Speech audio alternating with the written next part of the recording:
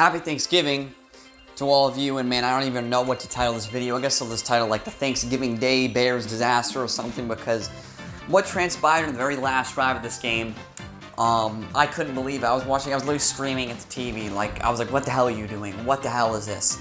And blame is going to go both ways. Caleb Williams showed zero urgency, none whatsoever. He nonchalantly led his guys to the line of scrimmage and was adjusting his arm sleeve, his wristband, his glove, whatever the hell.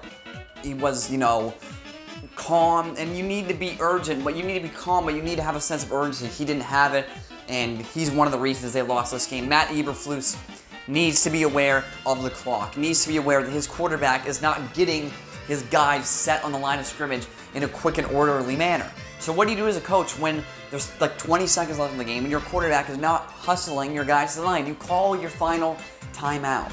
And they didn't do that.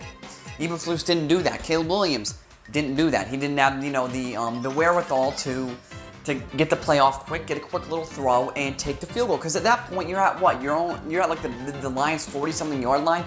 You need to get like 10 yards. You're not going to score a touchdown. Just get 5-10 yards, kick the field goal, go into overtime. And hopefully you can win the game in OT. Obviously, that's not how this game panned out. It's a failure on both sides. And I see a lot of people saying how great Caleb Williams played. He played okay in the second half. He had a completion percentage of, 52%. It was fucking atrocious. He was inaccurate. And he should have had 5 or 6 throws that were intercepted. If I'm watching the game, there was 5 or 6 throws that the defenders could have intercepted.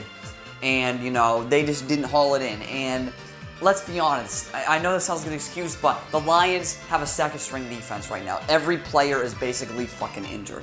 Every player was getting hurt, and, it was ridiculous. And the fact that the Bears, came back, it was good. I guess that's a sign of progress for Caleb Williams. He's learning how to overcome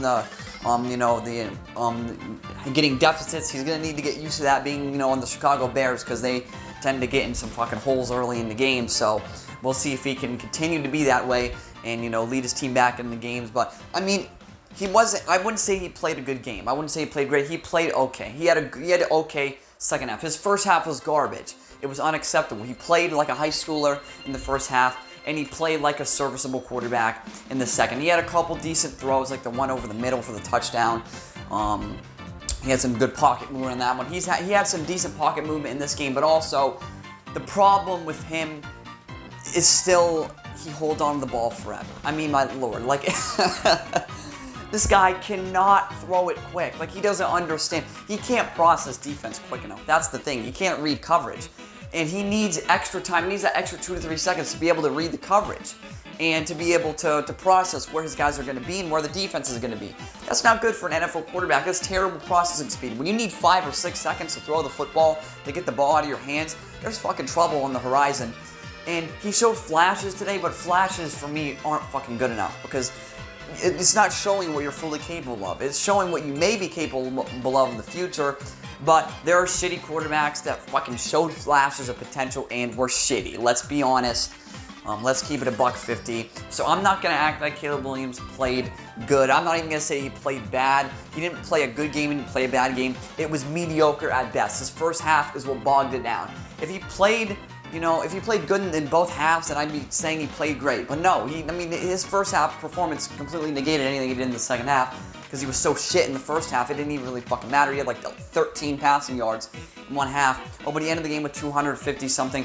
I really don't care. They didn't win the game. Plus, he had blunderous mistakes on that last drive.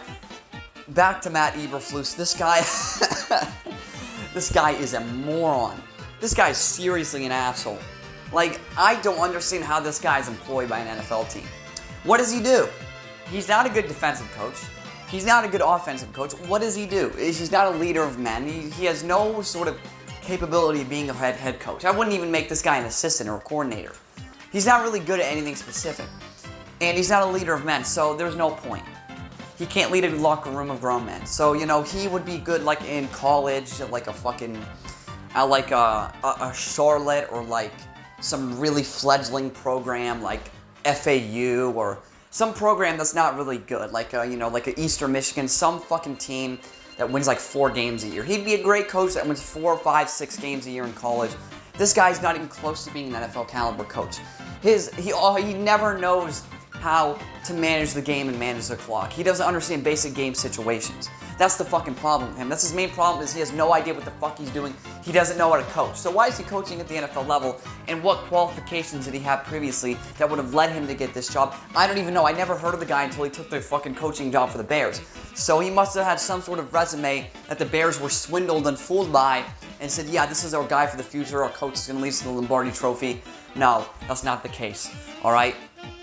I thought the Bears defense played very well in the second half. And their defense ought to just say, fuck it, man. We're gonna give up 7-8 touchdowns a game. We don't give a fuck anymore. Because even if we held the other team to 12 points, we're gonna fucking lose 11 to 12 anyways. It don't fucking matter. So their defense played good in the second half. Completely shut the lines down. The offense for the Bears was good in the second half, but they weren't fucking good enough because they were in such a hole, in such a deficit, because they were terrible the whole first half. That, once again, it doesn't matter. I don't care about a good second half, because if that doesn't lead to a win, then what's the point? You can't put together a full game of good play. You won't win in the NFL, and that's been proven time and time again this season with the Bears. They put together a good, one good half, and then the next half they suck, they stink it up, and they lose the game. And people, say that, oh, Caleb played so great. He didn't play great. He didn't play good. He barely played okay. He played okay in the second half. Had some missed throws, had some missed opportunities. Nothing too crazy. Also had some good throws, but like 2 of his throws were to wide open fucking players for touchdowns. So I mean, you could have put Bagent in. He could have done that. You're telling me Tyson Bagent couldn't have thrown that touchdown to Keenan Allen? Keenan Allen was wide open by maybe 30 fucking yards. No one was in fucking 38 yards of the guy. There are high schoolers that could have made that read. So that's not fucking skill. That's just you're throwing a fucking basic pass to a guy wide open over the fucking middle because Keenan Allen's a good receiver. Once again, you put one of the 5-star quarterback recruits, a high schooler in there, and he's making that fucking throw every time. He'd probably make it fucking 360. He'd do a fucking sidearm fucking throw because all these new quarterbacks, they don't understand fundamentals because nobody teaches them that. Caleb Williams being one of them. He just runs around like a fucking chicken with his head cut off, and he hopes that the play breaks down so he gets someone wide open down the field. Not how the NFL works. And Eberflus also has no fucking understanding of how the NFL works because he has no idea how to fucking manage the game. I'm done with this video, man. The Bears put together a fucking disaster. A disaster at the end of that game. Thanksgiving Day disaster. Thank you all for watching. This has been Mr. Truth, and this was nothing but the truth.